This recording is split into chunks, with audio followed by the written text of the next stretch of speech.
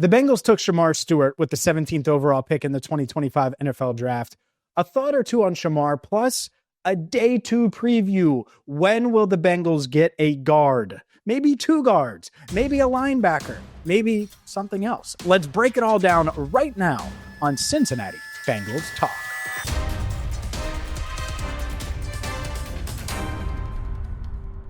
Hi again, everyone, and welcome in to CBT. Day 2 of the NFL Draft is almost here, and please do me a favor. Do me a favor right now. And before you do anything else, and you can leave this video up or leave the audio up, but make sure you hit that subscribe button on YouTube. Join the 54,000 Bengals fans that already have done that. Ring the bell so you get notified when we have, I don't know, maybe a Shamar Stewart news conference later today, a one-on-one with Shamar Stewart that will air next week, and the latest on the draft from Paycor Stadium. That's what we're going to have here at Cincinnati Bengals Talk. And on the audio side, you're going to get, like you did yesterday, news conferences with every Bengals pick. And that's where you're going to hear from Shamar Stewart first, is by listening on Cincinnati Bengals Talk on our audio feed. You can get that on Apple. You can get that on Spotify. You can get that wherever you get your podcast. Let's dive in, ladies and gentlemen, because day 2 of the NFL Draft is here, and there are a lot of great, not good, great prospects on the board, prospects that I'm really intrigued about and in on at pick 49. But a thought or two more on Shamar Stewart real quickly. I think that there are going to be some that say, this feels like a Billy Price pick with Frank Ragnow. In 2018, the Bengals wanted Frank Ragnow. It's no secret. He got picked and 1 pick ahead of them. And so they pivoted and they picked Billy Price. This is not that situation. This is not the Bengals reaching to fill a need. Shamar Stewart was not a reach. I don't know if he's going to work, but he was not a reach. Billy Price was someone that I mocked to the Bengals in the 2nd round that year. The 2nd round. And they picked him at 21 overall after Ragnow was off the board. Shamar Stewart is someone I mocked to them this week at 17 overall. Not a reach. It's a big swing. I think he's going to come in and compete to start right away. And for more thoughts on that, make sure you check out our video that we posted early Friday morning that I recorded Thursday night from Paycor Stadium, or the audio of that. Everything right here on CBT, whether it's audio or video. Let's dive into, though, to day 2, because I look at day 2 and boy, oh boy, I look at day 2 and I'm like, are you serious? He's there? The best player on the board right now is Will Johnson out of Michigan. He's a stud. If the Bengals could potentially get him, that would be awesome. And the best player on, what I mean by that is like the consensus board. And so he would be high on my list. Obviously, Mike Green is someone that was clearly off of the Bengals board at pick 17. That may have a lot to do with the sexual assault accusations that have came down 2 separate times. There are multiple teams that took Green off of their board. Obviously, he fell out of the 1st round after leading the FBS in sacks. I expect him to get picked today. Would they consider him at 49? I don't know. I don't think Shamar Stewart is someone that is going to trigger a Trey Hendrickson trade. But if they went back-to-back edges, that would certainly make you wonder. But Mike Green's still available, certainly at least worth noting as we go into day 2. After that, the top guy that I have, and I'm really heartbroken Jahad Campbell isn't there. I love that pick for the Eagles. I love the Josh Simmons pick for the Chiefs. I would have been all in on him on day 2. Nick Emmanwori. The safeties that are still left, it's so intriguing to me because Nick Emmanwori is there. Xavier Watts is there. Kevin Winston Jr. is there. I think all 3 of those guys are in play at 49. All 3 of those guys, you could see the Bengals saying, for Emmanwori, he's going to be a weapon that just helps our defense in a bunch of different ways. For Xavier Watts, he's going to come in and bring stability on the back end. Same thing with Kevin Winston Jr. I think there's a real scenario where the Bengals may have Kevin Winston Jr. ranked ahead of Xavier Watts on their board. And I believe that they were very much in on Malachi Starks if Shamar Stewart wasn't there at 17. And so they're in on safety. Put it that way. I believe the Bengals are certainly in on safety today. But it isn't just safety. I mean, there are a lot of quality players on the board still. And I'm just going to go over players, and then I'm going to dive into sort of the direction I expect the Bengals to go. But Travion Henderson, I think, is one of the top players on the board. Caleb Johnson is one of the top players on the board. Carson Schwesigner. And Carson Schwesigner Schweisinger, if he's there, and I really got to get that down. Let's do it one more time. Carson Schweisinger, if he's there out of UCLA, the linebacker, I think he very well could be the pick in round 2. He is someone that has speed, has ability to cover, has ability to tackle, has ability to move and take on blockers. And he's going to need to get stronger, but the instincts and the ability, it's all there. It's all there. I think he would be a plug and play starting linebacker. Quinshon Judkins is a quality player that's still there. And that's what I think gets interesting is are the Bengals, are they looking at players or are they looking at positions?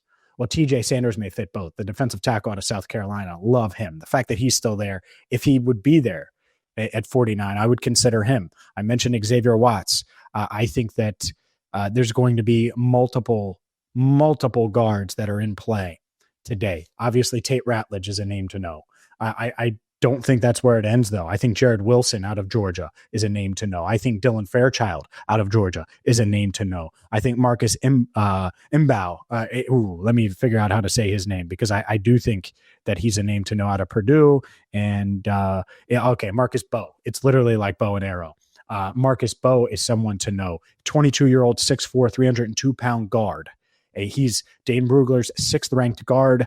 Someone to know, someone to consider. Miles Frazier out of LSU. I think Emory Jones as well. Jonah Savanea is another name to pay attention to. I already mentioned Tate Ratledge. I think he's firmly in the mix. And if you could get Tate Ratledge, and you get Tate Ratledge, who is one of the top guards on the board for virtually everybody, and you get Shamar Stewart, that is a heck of a start to the draft.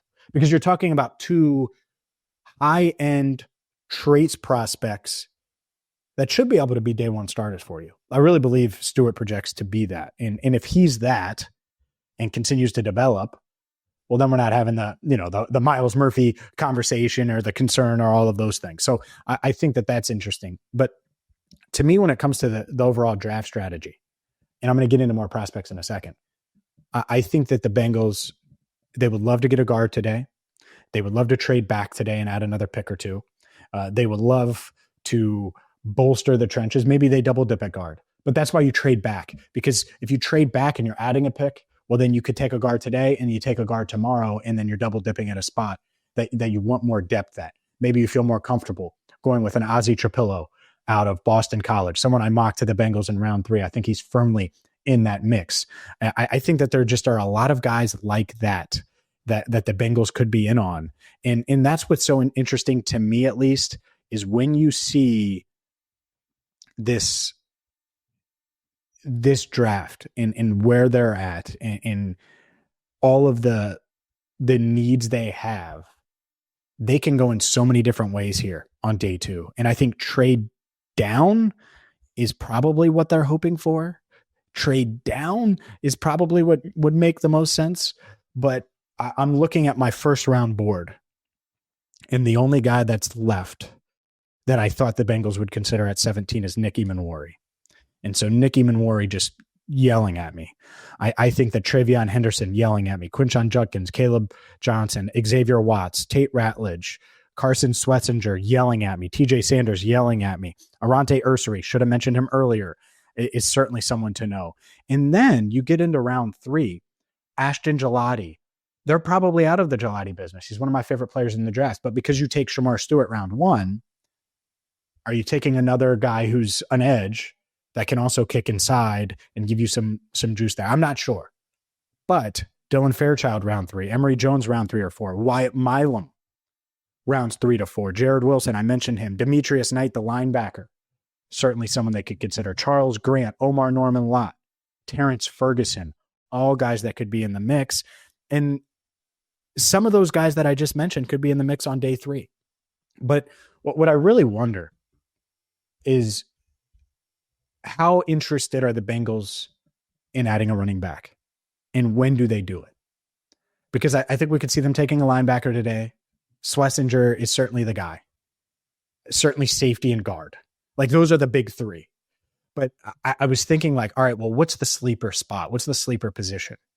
Maybe it's tight end, right? Maybe it's Mason Taylor. Maybe they're just in on him. Or maybe it's running back. This running back class is awesome. And if they have a high round grade on Travion Henderson and he's there, or they have a high grade on Quinshon Judkins and he's there, maybe they consider them. Maybe one of those guys falls to 81 because there's so many running backs in this class that teams are focused on the other positions. I think that's interesting. When do we get into the Cam Scatterbo range? Do they like him? I don't know. I've seen him mocked anywhere from rounds 3 to 5. And so could round 3 for Cam Scatterbo be in the mix where they say, hey, we already have our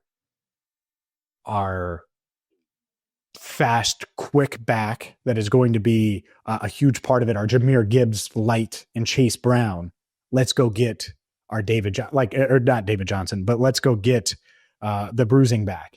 I think that's interesting here. And will that happen? Will they do that? I don't know. I think that's the David Montgomery. I don't know why he's from Mount Healthy. He slipped my mind, but do they think that's him, or do they think that it's Jordan James out of Oregon? Maybe they really like him. I think he's an intriguing back. In going into day 3, there are other backs, but I think that's the one position that a lot of people have pushed back on. And I'm not even saying they should go that route, because to me, guard, interior pass rush, safety, like linebacker, like there's 4 spots right there. And there's going to be guys that make sense for you at 49, or if you trade down at 50, whatever, and in round 3. But the talent, what if there's a first round talent on the board in round 3? And you're like, well, he checks every box, literally every box.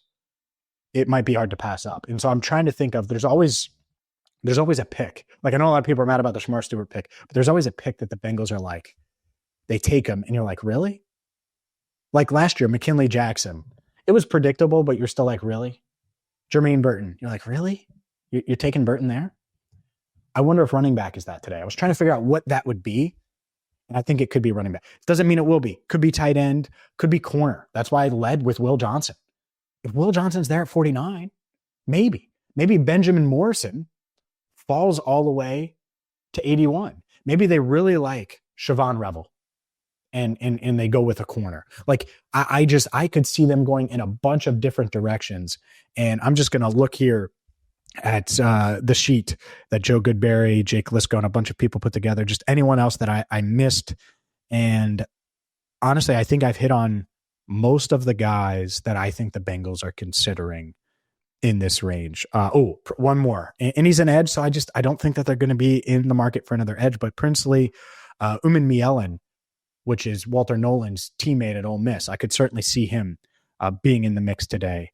So a lot of guys, a lot of interesting names, a lot of intriguing prospects, and it is going to be interesting to see what the Bengals do. Trey Amos out of Ole Miss, another one. They watched a lot of Ole Miss tape. They did. They were in on Walter Nolan. They liked him. So do they like Princely Uman Mielen? Do they like Trey Amos? We'll see. Donovan Ezaraku is another one. But honestly, at this point, I'm almost hoping that Donovan Ezaraku, Mike Green, some of these edges do go to push other talent down the board. The TJ Sanderses, the Nick Emmanworis. In an ideal world, you would get a high-end first-round grade, a guy you were seriously considering as a possible trade-down target at least at pick 49, considering in round 1 as a trade-down target. I think Nick Emmanwori might fit that bill. And so if you could get him at 49, that would be mighty, mighty intriguing. Carson Schwesigner could certainly be a guy that they have a high round 2, early round 1 grade on. And so we'll see what the Bengals do. What we will do and what we do know is that I have you covered and that we have you covered here on Cincinnati Bengals Talk. So please hit that subscribe button, ring the bell, and make sure you check us out on audio wherever you get your podcasts. And by the way, you're going to hear from Shamar Stewart today on this channel, his press conference. I'm going to catch up with him as well. It's going to be fun. And that one-on-one will air probably early next week, which is why you got to hit that subscribe button and ring the bell. For Andrew Fox Miller, I'm James Rapien. Thank you so much for listening and watching to Cincinnati Bengals Talk.